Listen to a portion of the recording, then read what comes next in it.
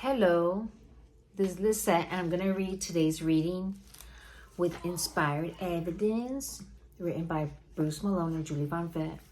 The reading today is inspired by design. So let's read. Have you ever gone outside on a sunny winter day and been nearly blinded by the brightness of the snow? Snow reflects nearly 90% of the sun rays landing on it.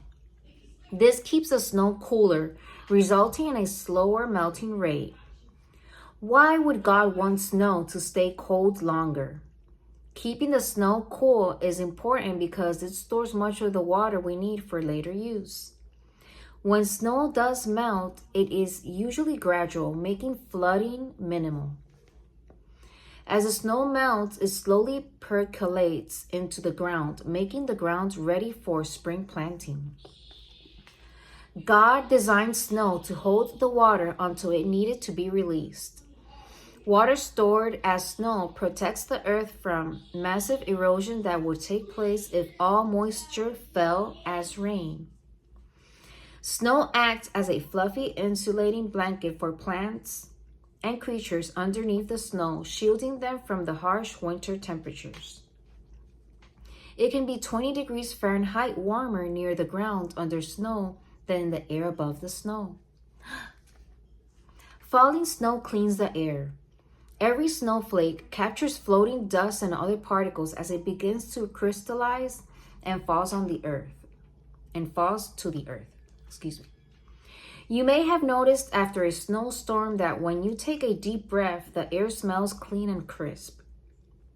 It is almost like the falling snow vacuumed the air for us. The whiteness of snow is also a wonderful metaphor for God's cleansing of our sin. God cares for our soul and desires for it to appear as white as snow and not full of sin's crimson color. Accepting Jesus' sacrifice on our behalf is what brings to this cleansing to our soul, making us appear as white as newly fallen snow. The scripture quote of the day is Isaiah 1:18. Come now and let us reason together, saith the Lord. Though your sins be as scarlet, they shall be as white as snow. Though they be red like crimson, they shall be as wool. There you go. So, that concludes the reading.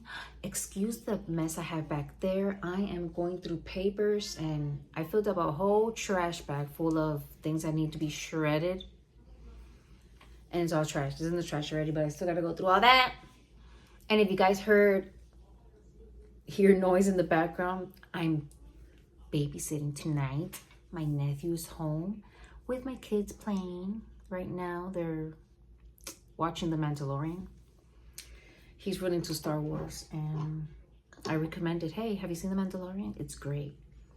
You know, I don't usually binge watch things. It's got to be really good, in my opinion. And one of the things I did binge watch was The Mandalorian. It's so cool. And what else have I binge watched? I don't know, oh yeah, Orange is the New Black. No, wait, is it? The Netflix show with the women in prison. Yeah, Orange is the New Black.